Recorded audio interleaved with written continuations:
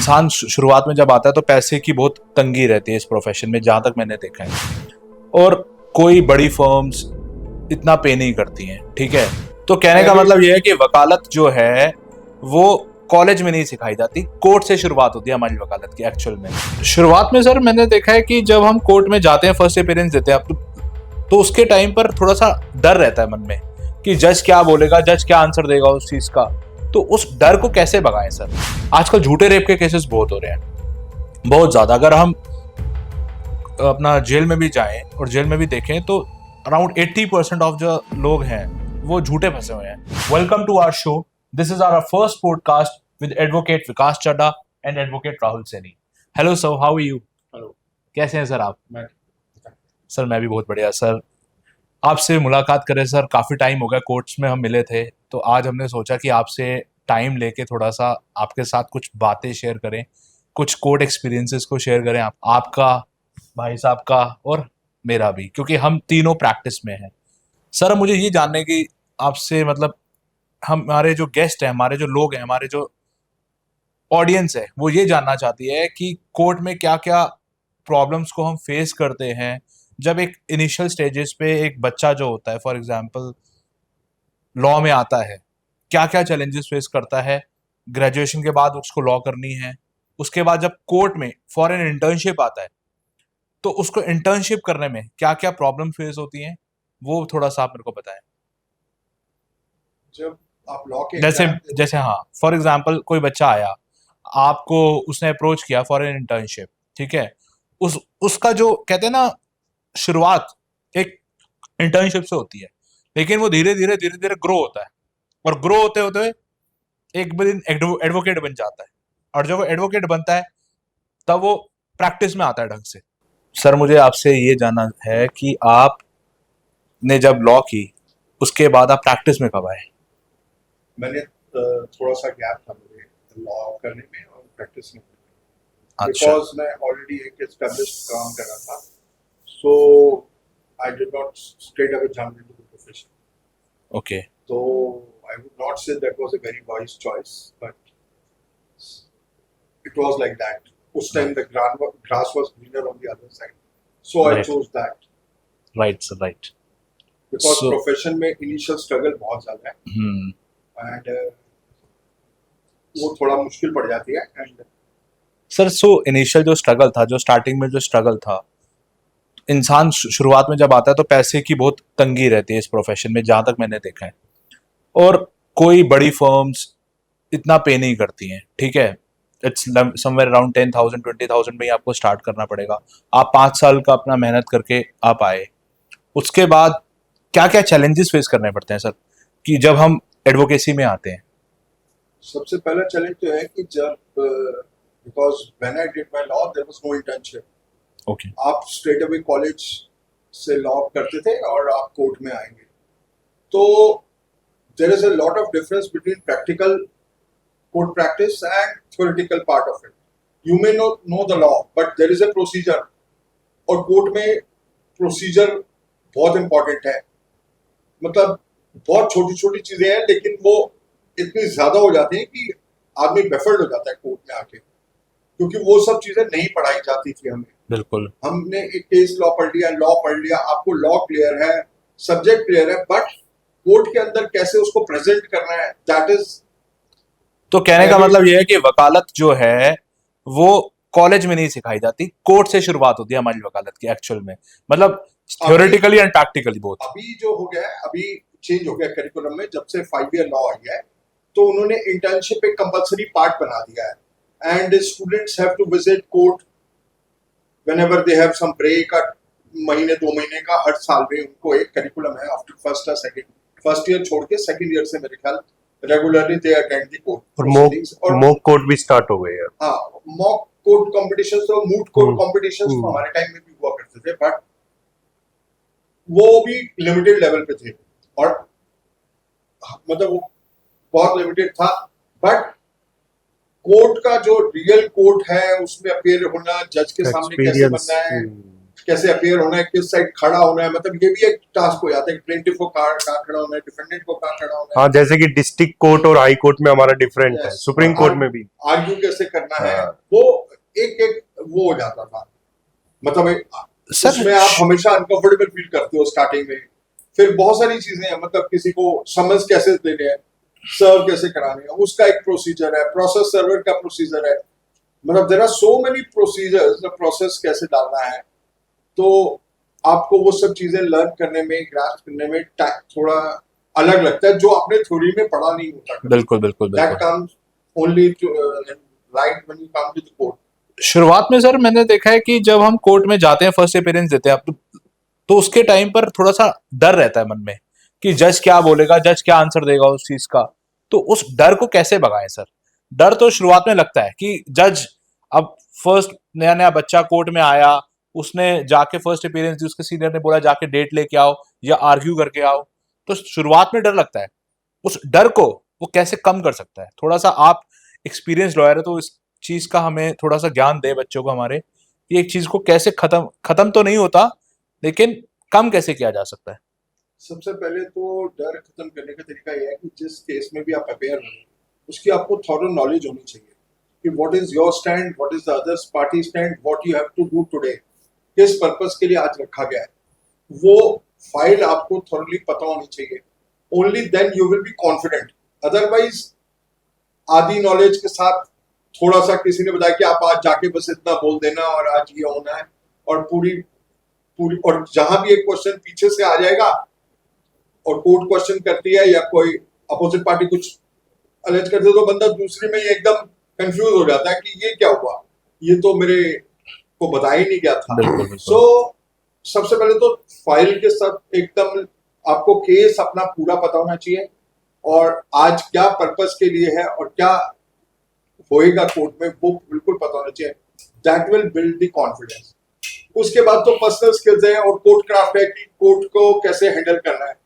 कई बार आप देखते हो कि आप कुछ बोल रहे हो, कोर्ट उसको ज्यादा हीड नहीं दे रही या ज्यादा सुनने में लग रहा है नहीं इंटरेस्टेड, तो आपको देख रहे हैं कि कोर्ट को क्या लग रहा है, मतलब कहाँ बोल रहा है, कितना बोल रहा है और क्या नहीं बोलने की जरूरत है। बिल्कुल। वो एक थोड़ी सी स्किल सीखनी पड़ती है कि कहीं लिमिट तो नहीं क्रॉस कर रहे, किसी चीज में ज्यादा बोल रहे हैं जिसकी जरूरत नहीं है, जो कोर्ट के समझ आ चुका है कोर्ट को कि वो क्या कहना चाह रहे हो, तो आप उस पॉइंट को नेसेसरली ड्रैग नहीं करना। एंड जिस चीज को कोर्ट सुनने में इंटरेस्टेड है, वो कोर्ट के बिहेवियर से दिखना है कि कोर्ट कैसे उसमें रिएक्ट कर रही है। तो कोर्ट के रिएक्शन से आपको ये देखना है कि कोर्ट इस चीज में इंटरेस्टेड नहीं है, कोर्ट क्या पूछना चाह रही है, आप उस पॉइंट के ऊपर स्ट्रेस करें, और that will be you will be able to represent your case better.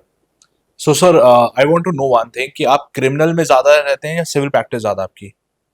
When I came to practice, तो I started with criminal, but साथ में मैट्रिमोनियल एंड क्रिमिनल स्टार्ट किया था, बट अल्टीमेटली सिविल भी है साथ में, बट क्रिमिनल ज्यादा था। और आपको करने में कौन सा मजा आता है, क्रिमिनल का जैसे सिविल में? बेटर कौन सा लगता है कि नहीं यार इसमें मजा आता है, एक एंजॉय, यू फील एंजॉयमेंट? तो जब भी आप किसी केस में कुछ अचीव करके दिखाते हो, चाहे वो सिविल हो चाहे क्रिमिनल हो, जिसमें भी आप कुछ, आपको लगता है कुछ नया था और मैंने कुछ अपनी एफर्ट से कुछ स्टेट्स के अंदर ऐसी कोई चीज लेके आया, वही अच्छा लगना शुरू हो जाता है। इट इज नॉट ओनली कि क्रिमिनल में आपको बहुत बार लगता है कि जैसे ये ऑफेंस में बंदा कोई अंदर है, जुडिशियल कस्टडी में है या ऐसे, और आप उस केस को पढ़ते हो और उसमें कोई पॉइंट्स ऐसे निकालते हो जिससे उसकी बेल हो जाती है या उसका बाद में एक्विटल हो जाता है, तो आपको खुद को लगता है कि yes I made a point. और ऐसा ही सिविल में भी है, सिविल में भी आपको लगता है किसी के साथ कुछ गलत हो रहा है, चाहे सिविल इनजस्टिस ही है, बट आप उसमें कुछ चीज निकालते हो और फिर सिविल केस में भी कोई जान डाल देते हो, तो आपको खुद को अच्छा लगता है। बिल्कुल बिल्कुल सही कह रहे हैं आप। Same goes for matrimonial. Initial stage में तो जितने भी है हमारे भाई लोग हैं या एडवोकेट्स हैं, वो सारे क्रिमिनल ही करते हैं, क्योंकि क्रिमिनल थोड़ा इजी होता है सिविल से। लेकिन क्रिमिनल में दोनों साइड है। हाँ, अगर गलती कर गए हाँ तो आप तो फिर आपका खामियाजा हाँ, क्रिमिनल को पकड़ना है, एक्यूज को। एक्यूज को भुगतना पड़ेगा अगर, बिल्कुल। तो ये है उसमें। और उसमें जो है आप हमेशा डिफेंडेंट साइड से ही होते हो most of the times criminal practice में। सो आप प्रोसिक्यूशन की तरफ से तो होता ही नहीं है, बहुत कम होता है क्योंकि पब्लिक प्रोसिक्यूटर है। आप सिविल में आपको दोनों रोल्स प्ले करने पड़ते हैं, कभी प्लेंटिफ के साथ हो तो कभी डिफेंडेंट के। वहां तो सर आपका मेनली काम एक्यूज्ड को बचाना है, और तो कुछ मेनली वही रहता है।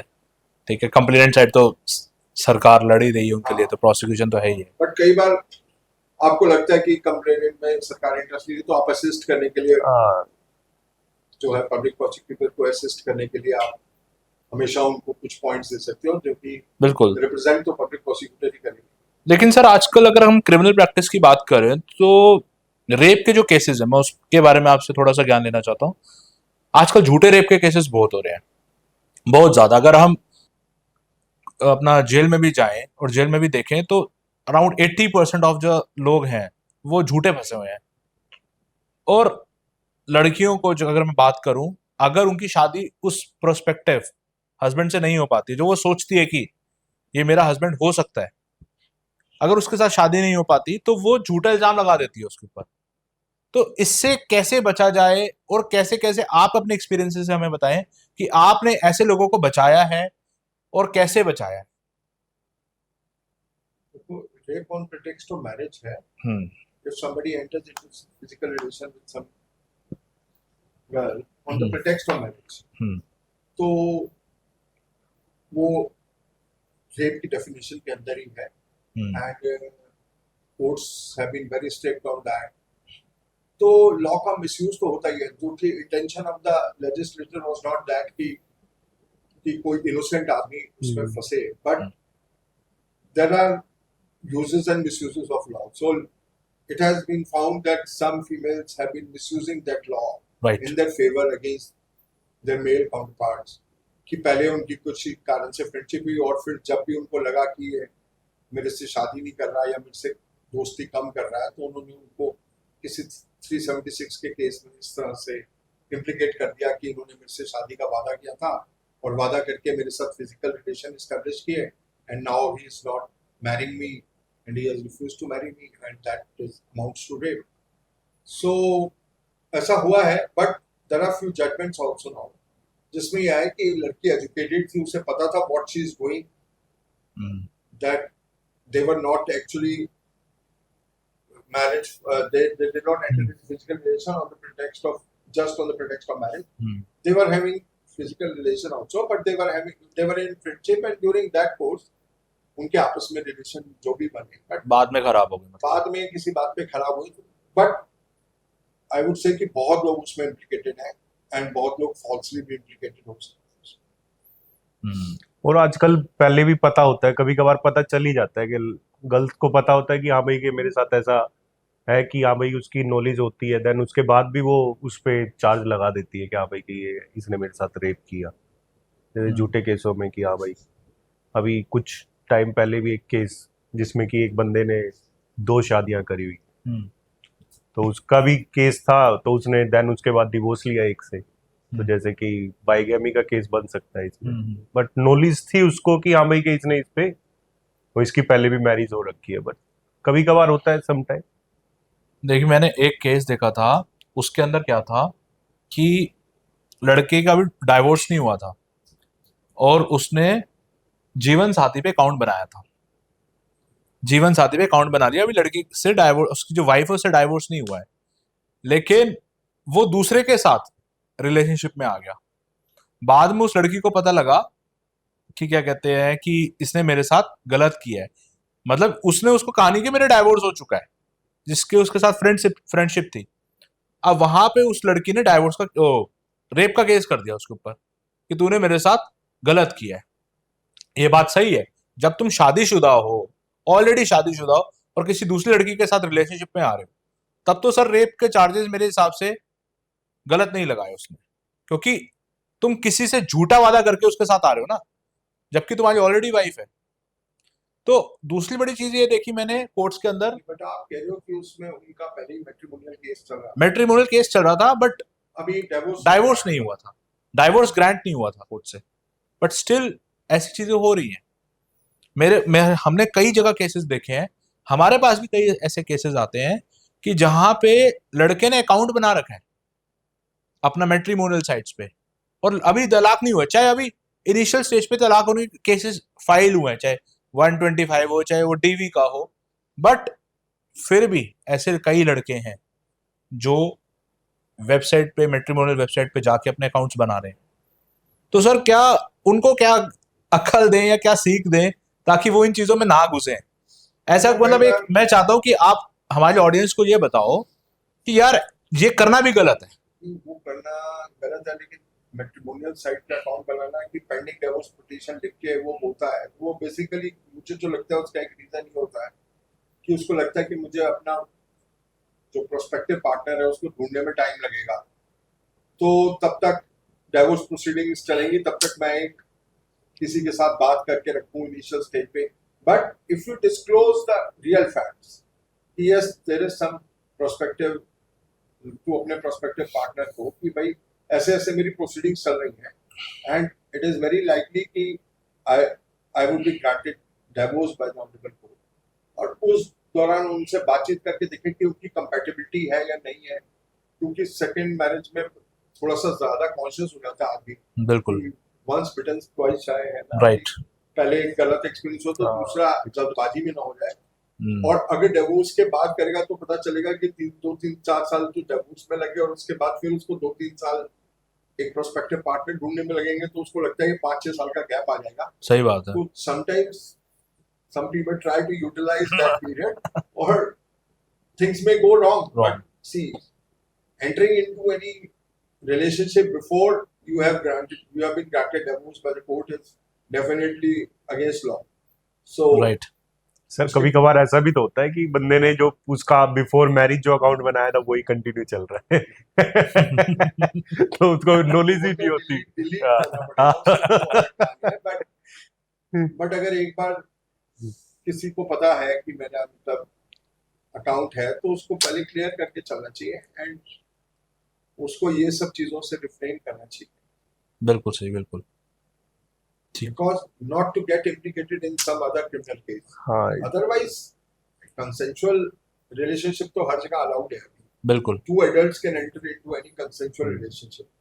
But अब तो लिव इन रिलेशनशिप का भी एक एफिडेविट आपस एग्रीमेंट हाँ उत्तराखंड में यूसीसी लॉ आई गया है, तैयार हो रहा है कि बिल्कुल कि हम जो बाद में एक दूसरे के ऊपर एलिगेशन ना लगे, क्योंकि अभी क्या हुआ है लाइक कई सिटीज में जैसे गुड़गांव है या ऐसी सिटीज में जहाँ लोग बाहर से काम करने आते हैं, यंग लोग आपस में काम करने आते हैं, एंड एक नया ट्रेंड स्टार्ट हुआ है और even supreme court has granted that permission कि आप लिव इन में रह सकते हैं, देयर इज नो इलीगैलिटी। सो दो कंसेंटिंग एडल्ट अगर आपस में लिव इन रिलेशन में रह रहे हैं तो there is no illegality. But sir इसके अंदर बाद में कोई और कॉन्सिक्वेंसेस ना है तो इससे it is better to get a agreement done before that. Yes. कल बाद में एक दूसरे के ऊपर कोई एलिगेशन आ रहा है कि हम लिव इन में नहीं थे, it was on the pretext of marriage so that he may not enter into any. Yeah, precaution is better than cure. Precaution is better than cure, so he may not enter into some problem and land in jail. right. तो sir अगर हम बात करें, जैसे आपने live in relationship की बात करी, so it's just like a husband wife relationship, तो it's not a husband wife relationship. तो क्या यहाँ पर वाइफ तो नहीं कह सकते, गर्लफ्रेंड ही कह लो आप, तो क्या वो मेंटेनेंस का केस कर सकती है अपने उस पे, बॉयफ्रेंड पे? कर सकती है।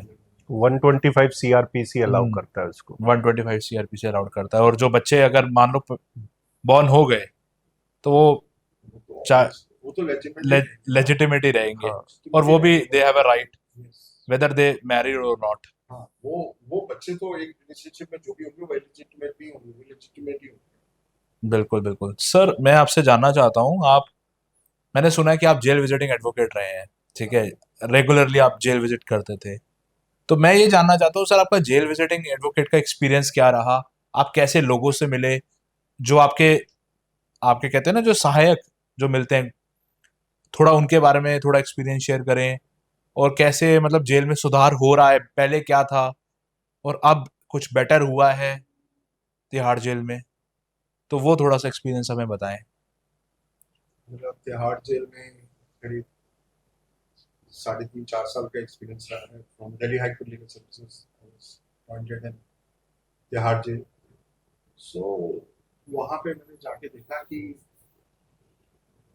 बहुत लोग बहुत इंटेलिजेंट हैं, बहुत अच्छी फैमिली से भी हैं, they are not from criminal background, but वो कहते हैं ना कि लम्हों ने खता की और सदियों ने सजा पाई। तो शायद उस मोमेंट में कुछ उनसे ऐसा काम हो गया, कुछ जैसे हीट में जिसे कहते हैं। हाँ, मोमेंट ऑफ हीट में कुछ ऐसा काम हो गया जिसके लिए वो कॉन्सिक्वेंसेस बहुत लंबे टाइम तक भुगत रहे हैं और भुगतने पड़ते हैं। सो वो बहुत हैं।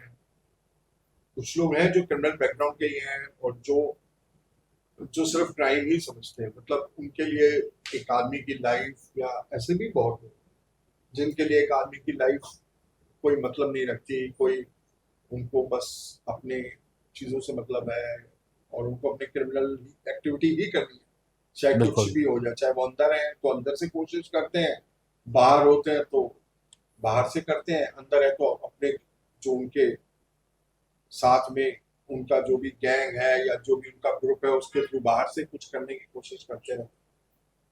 बिल्कुल।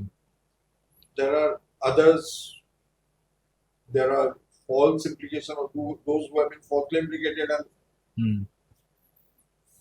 languishing in jail. There are people who have committed a single crime, लेकिन वो गलती हो गई, they are in jail, so their families suffer a lot.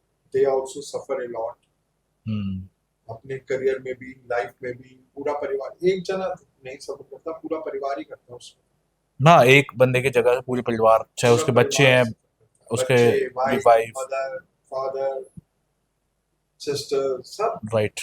सारा परिवार ही सफर।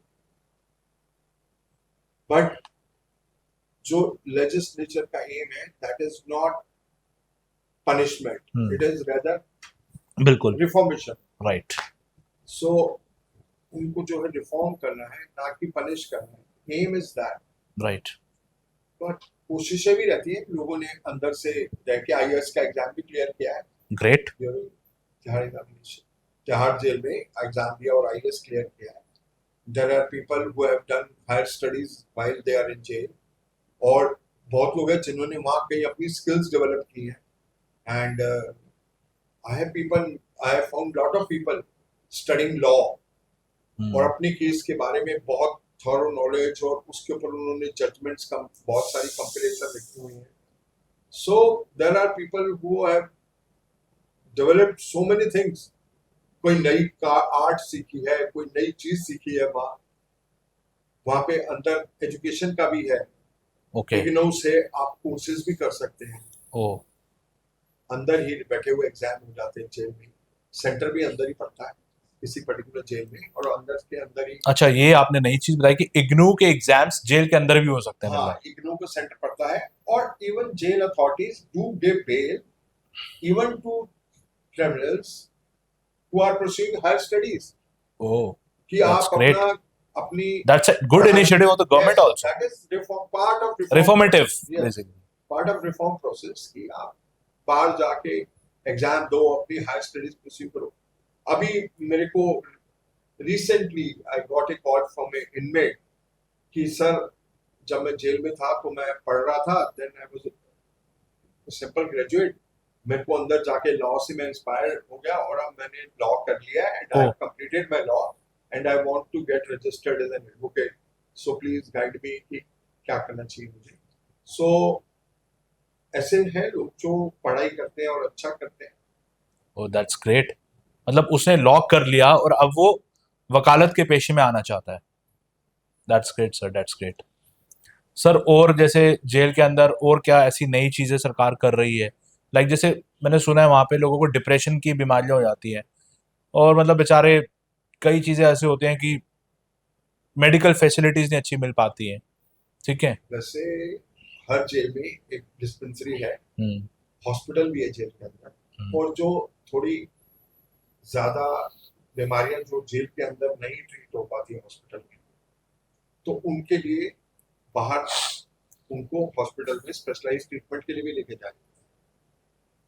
हाँ, बट वो कितना कारगर है या कितना एफिशिएंट है या हर किसी को अवेलेबल है या नहीं, वो थोड़ा सा उसके ऊपर एक क्वेश्चन मार्क है, बिकॉज उतनी फैसिलिटीज हर किसी के लिए है या नहीं। बिल्कुल जो लोग वहां भी इन्फ्लुएंशियल है तो वहां पे तो उनको तो हो ही जाता सर, है। मैंने सुना है कि जैसे मैंने न्यूज में देखा है कि सुकेश एक बंदा था अंदर, वो काफी इन्फ्लुएंशियल था। मैं कल ही एक इंटरव्यू देख रहा था, तो उसमें एक जेलर थे, उन्होंने बताया कि जब उन्होंने उसकी चेकिंग करी तो उसके वार्ड से जो उसका सेल था उसमें से महंगी महंगी जींसें निकली, महंगी महंगी वॉचेस निकली। तो सर ये चीजें सप्लाई कैसे हुई होती थी अंदर?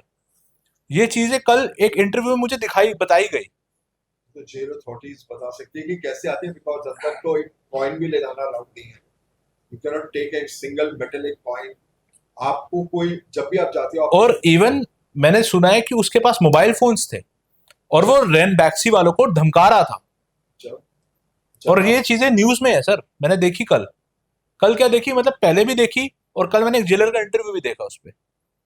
तो क्या इस चीज में ये चीजें अंदर होती हैं, या कुछ इन्फ्लुएंशियल लोग, बड़े लोग, सो कॉल्ड पॉलिटिशियंस ऑल्सो, या कोई गैंगस्टर, ये चीजें अंदर हो रही हैं, या सरकार इस पे ध्यान नहीं दे रही है, या जेल अथॉरिटीज ध्यान नहीं दे रही है, या जेल अथॉरिटीज पैसा ले रही है इन चीजों को करवाने के लिए? देखो कहीं ना कहीं लैब्स तो है ही है, बिकॉज अंदर अगर फोन गया तो कहीं ना कहीं सिक्योरिटी लैब से ही गया, फोन अंदर जा नहीं सकता था। आइदर किसी तरीके से गया, या सिक्योरिटी लैब से है या किसी के कनेक्शन से गया है, अंदर चीजें नहीं जा सकती,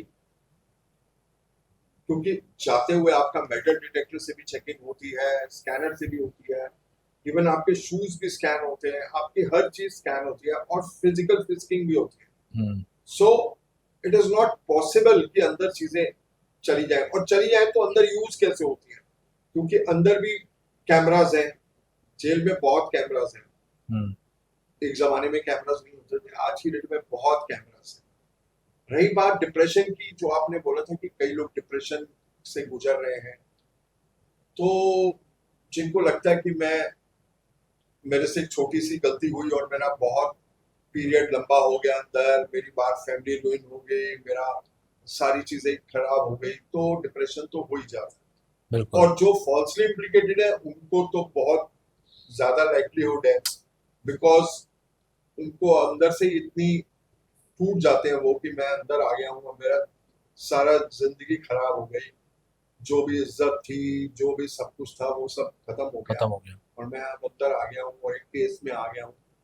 तो फिर लेकिन अंदर साइकेट्रिस्ट हैं, अंदर उनको दवाइयाँ दी जाती है साइकेट्रिक की, तो try to sort out those things. But अब जो फॉल्सली इम्प्लीकेटेड है वो दुखी तो होते ही हैं, बिल्कुल बिल्कुल बिल्कुल। लेकिन जब तक वो प्रूव होंगे इनोसेंट, उसमें टाइम लगता है, तो उस टाइम में दे गेट वो सब चीजें, उनके दिमाग में नेगेटिव थॉट्स बहुत आते हैं जेल में, बिकॉज आपको लगता है कि अब मैं फंस गया हूँ अंदर, तो अब मैं निकलना मेरा बहुत मुश्किल है।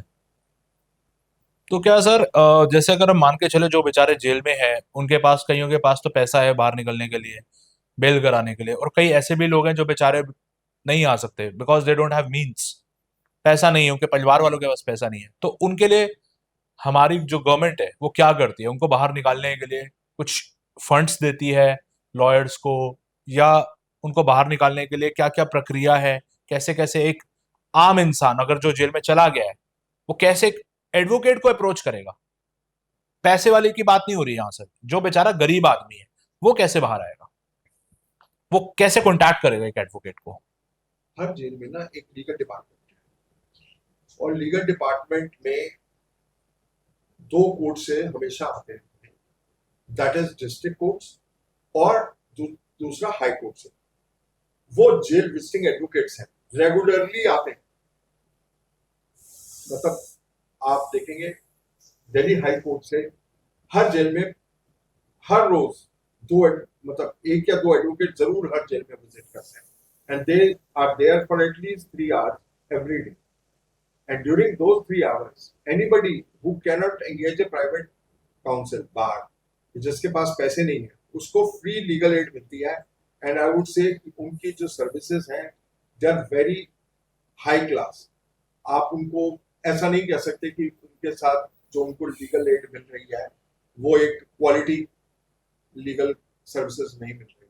They get a very good quality legal services और उनके लिए जेल विजिटिंग एडवोकेट्स अलग हैं और जेल विजिटिंग एडवोकेट्स तो जेल विजिट करते हैं और जो वो पिटीशंस या बेल एप्लीकेशंस ड्राफ्ट करके बाहर जाती है उसके लिए आर्ग्यूइंग एडवोकेट्स हैं, उनकी टीम अलग है ओके जो केस में आर्ग्यू करते हैं.